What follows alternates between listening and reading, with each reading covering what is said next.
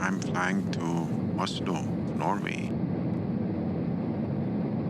and my plan is to hike in the Jotunheimen National Park, which is about 300 kilometers northwest of Oslo.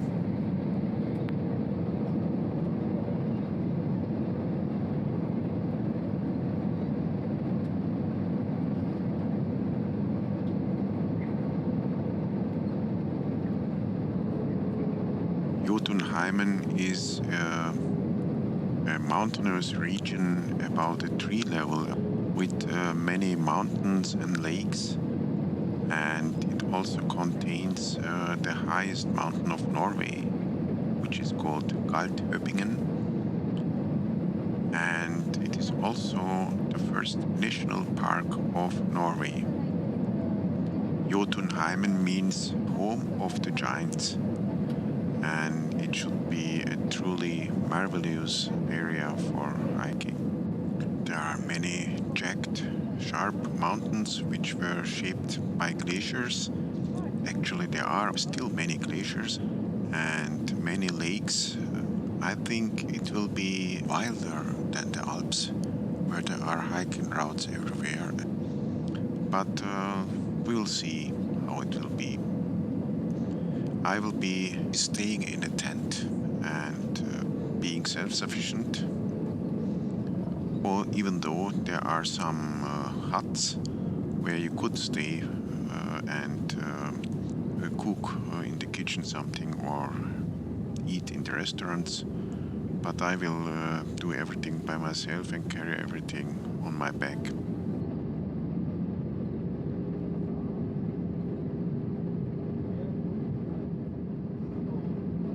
My plan is to take the train to Oslo main station, and I've booked there a room for this night to stay in Oslo because the bus station is very close to the train central station, and I want to be close there to the bus station. And tomorrow at 8:30 my bus leaves Oslo for Jotunheim. I arrived at Oslo Central Station, which has been partly converted into a shopping center and a hotel. I will check in and have a short look at Oslo and see what has changed in the last 30 years. I've not been here for a very long time. I'm running to catch my bus. The bus station is a little bit farther away than I had expected. Hopefully it will be just on time. So let's walk. So it's 8:30 and we depart on time, of course, as expected in Norway. And it's quite a long drive from Oslo. Wow, we are driving around the new opera building in Oslo, which is the pride of Oslo, I think.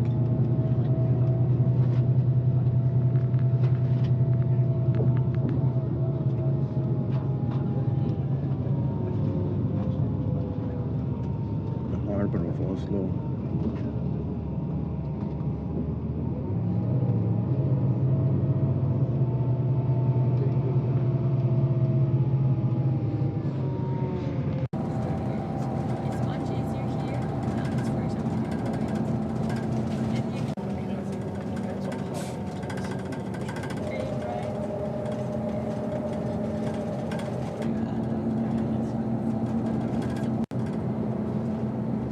I've decided not to rent a car because I found it's possible to reach the national park by public transportation. There are in summer up to 3 buses from Oslo, which are offered by the company Norway. It's the so-called Valdres Expressen, and you can go from Oslo to Jotunheim by bus. The bus follows the highway E16 Oslo to Bergen until Fagernes, and in Fagernes it turns further to the north and reaches Jotunheim, where most hikers get off the bus.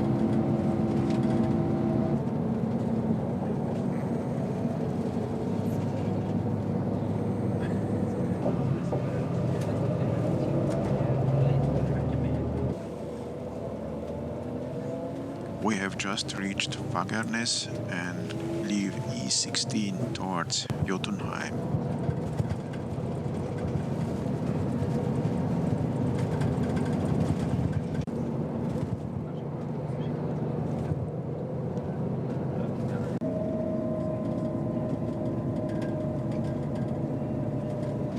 Well, I start to see the mountains in the distance.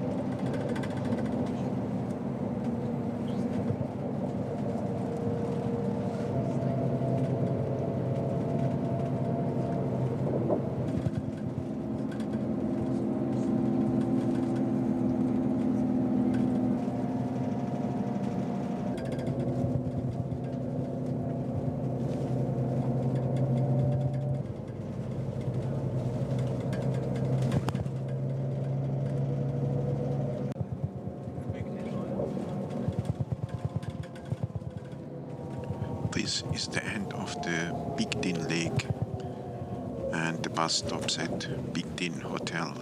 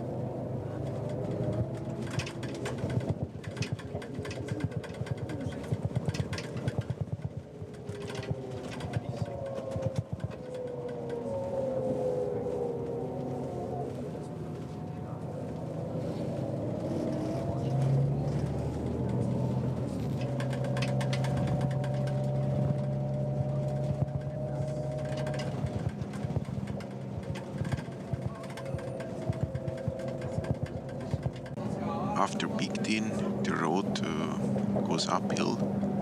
I think Big Din is at about 1,000 meters, and if I'm not mistaken, it goes up to more than 1,500 meters before gradually descending down to Jotunheim, which is again about at 1,000 meters. And the mountains on the left side of the bus, which you can see here, already in the distance, they belong to Jotunheimen.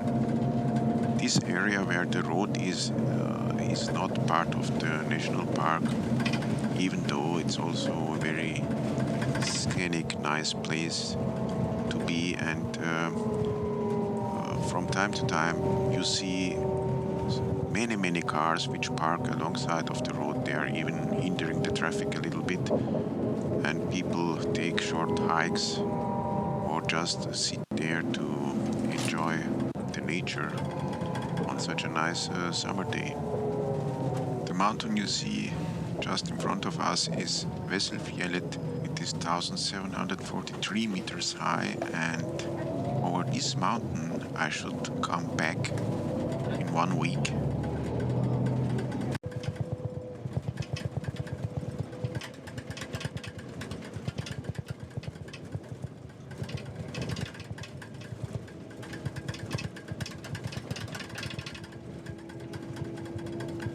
ladies and gentlemen, we are reaching Jotunheim. There is also a nice lake and a boat which you can take to go to Jotunheim. And I should be taking my return passes to Oslo from here in 7 days from now.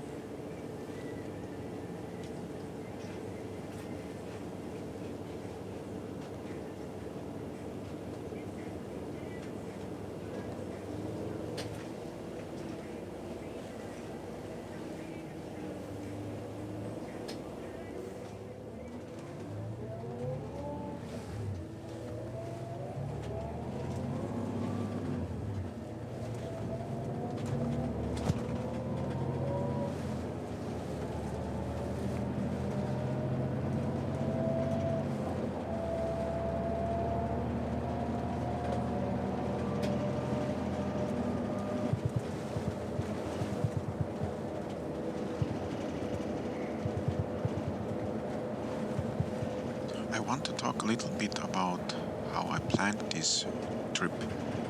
So I read several reports from other hikers, and most of them started in Jotunheim, and they made more or less a circular tour which took them between 10 and 15 days. Unfortunately, I don't have so much time and I cannot afford to hike for more than 1 week. So I thought, what can I do? And I found that there is a bus to the north of the park to a point called Spiterstulen. This would save me at least 3 days. And from here, I made a plan to still see most of the impressive parts of the park and finish the hike in 5.5, maybe 6 days. So my plan is to start in Spiterstulen, climb the highest mountain of Norway, Jotunheimen, and then hike to the south to Lervasbu, just beside the impressive mountain Kirka, then further south to Olavsbu, and farther south until Eidsbugarden. From there I would take the ship to Torfimbu, and from Torfimbu I would hike northwest to Gendebu. In Gendebu I would take another boat to go to Memurubu, and from Memurubu I would hike back eastward to Jotunheim.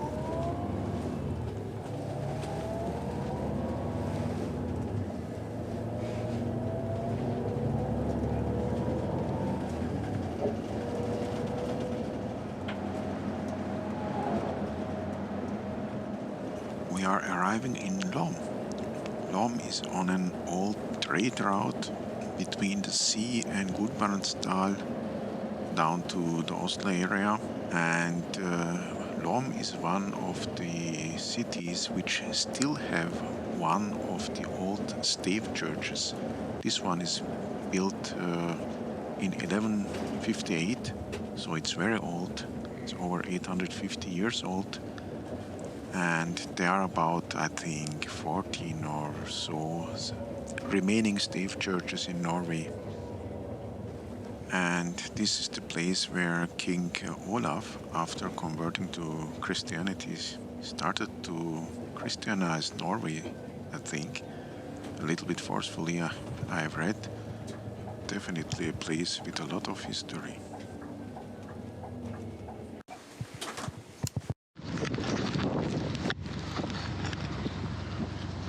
I've got out in Lom. This is Lom. Here you can see the old church.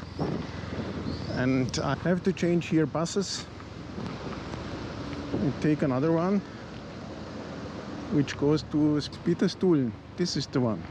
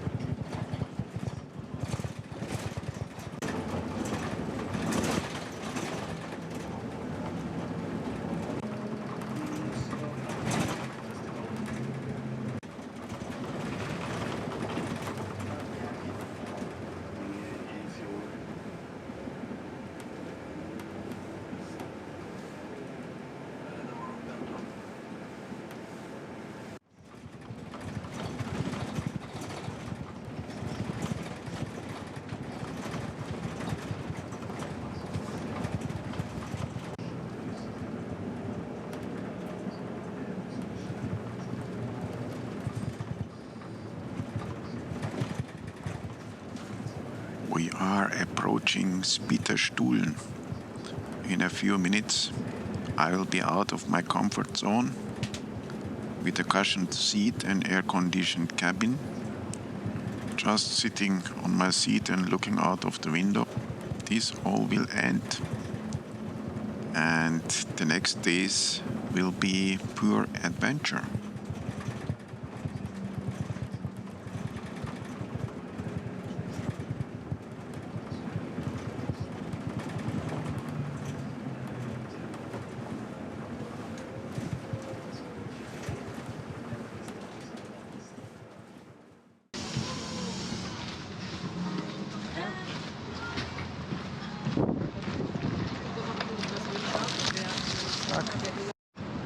I'm very happy. After a 7.5 hour trip, I've finally arrived in Spiterstulen. This is the trailhead. My first job now will be to find a place where I can set up my tent.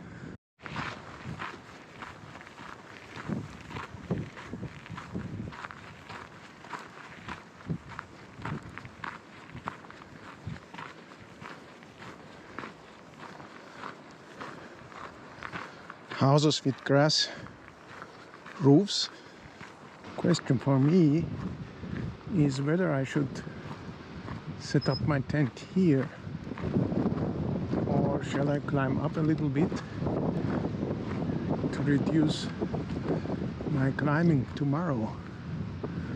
Well, I don't know how it looks up. Is there a flat space which I can find, or I think I have to look to my map and check what is the best solution.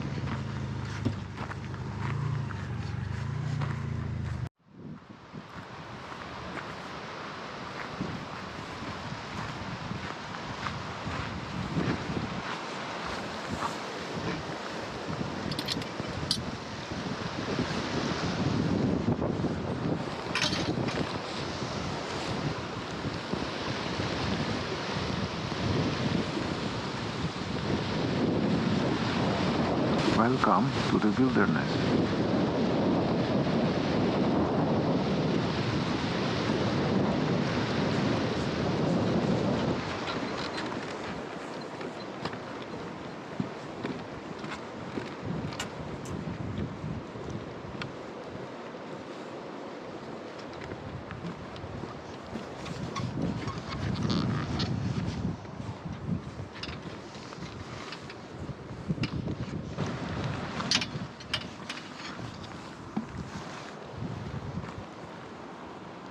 Jotunheim. This is the mountain I'm going to.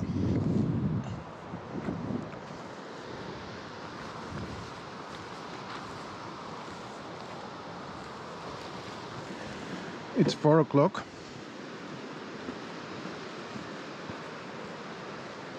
And I think I can use the day a little bit for climbing up some height.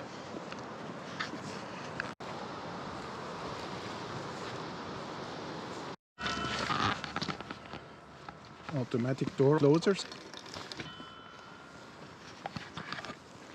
No doorkeeper needed.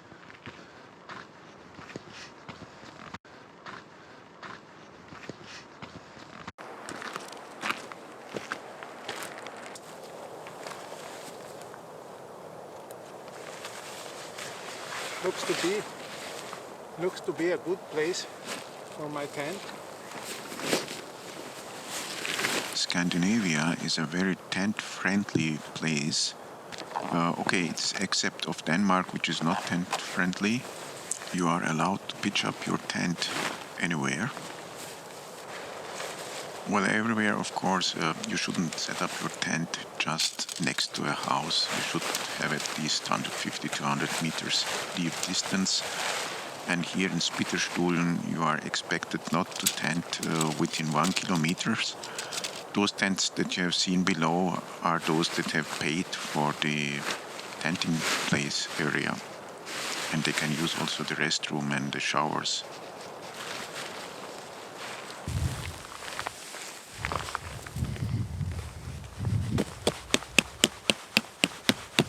So something what I have to do next is to go into this air mat.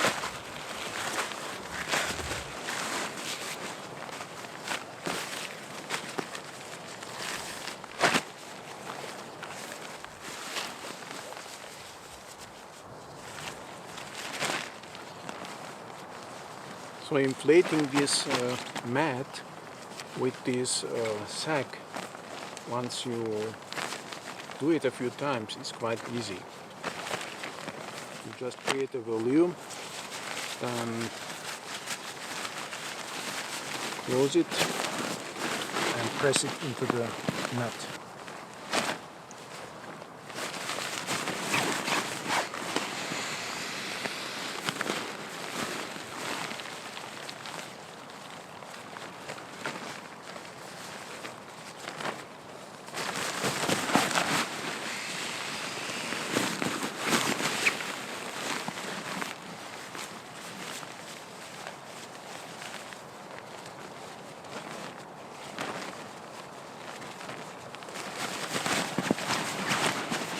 These thermarest metals have a valve which prevent that air blown in escapes again. It's very easy.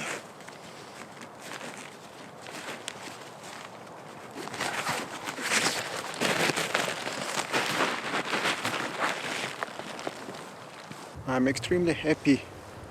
I've reached my target for today and found quite a decent place for my tent, which I could set up here in the back. And there is a small creek here on this side, and look what a view. An hour ago or so I passed over that bridge. There is a terrific waterfall coming down. It is really so nice. It is already 6:30, but it is very bright. And here in the north, even though Jotunheim is not that north, compared, for example, to Lingenalpen, where I was last year, it doesn't get dark at night, so I will always be able to look around, and if I need to go to the water and get some water from the creek, I think it is not a problem. It will be just a dusk situation, but it will not be completely dark.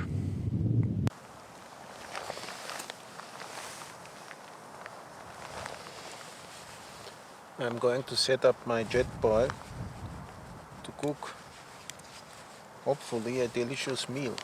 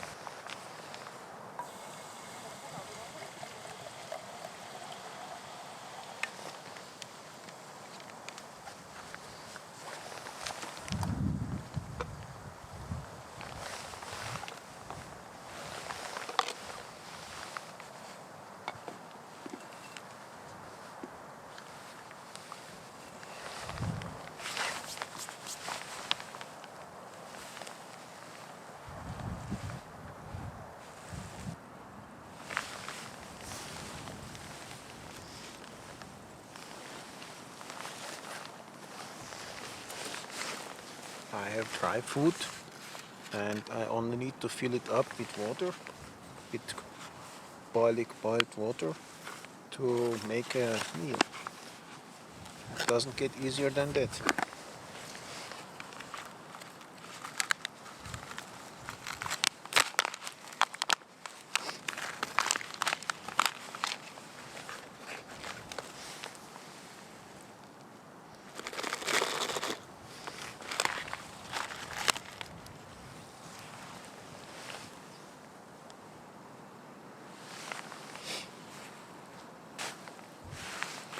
This is a Norwegian brand, and this is my favorite dry food.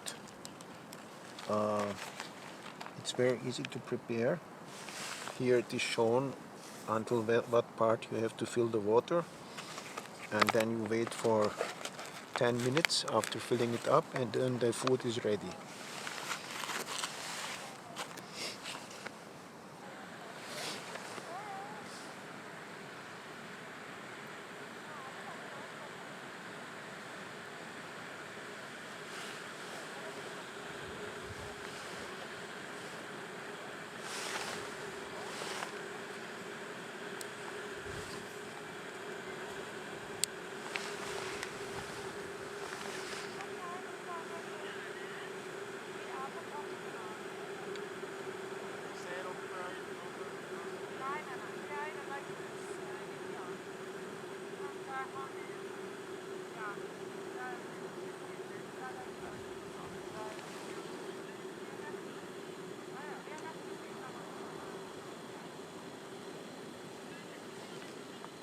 So it's ready.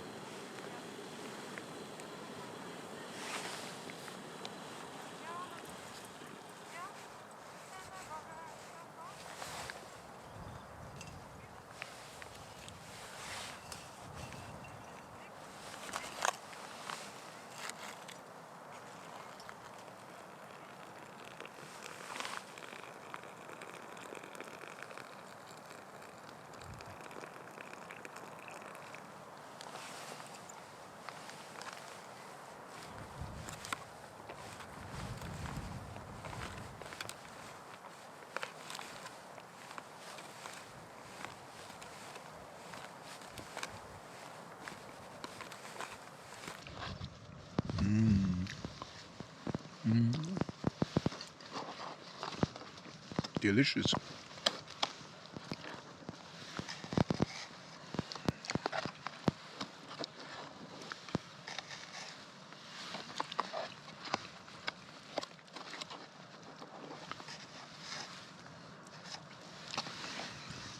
The only thing I can tell you, nothing compares to a meal in such a gorgeous nature. For me, at least, it is better than a gourmet restaurant.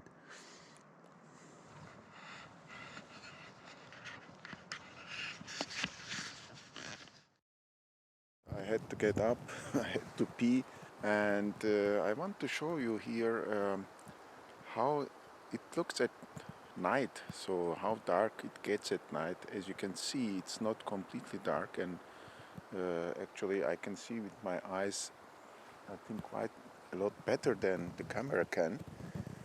And just to show you, I'm now trying to film with a manual setting. This is the north, and as you can see, the northern sky looks brighter than the southern one. I'm now turning to the southern sky, and this area is where it looks darkest. As I told you before, even in Oslo it was not completely dark, but here it is even less so. And if you look down into the Spiterstulen, you can see some lights, but and in fact I can see it much better than the camera shows. I'm trying to light up the camera a little bit. This about represents how I see it with my eyes, the brightness level now in the camera back. And as you can see, you can clearly see even the distance. If there were no lights, one might think that is not even that's not even night.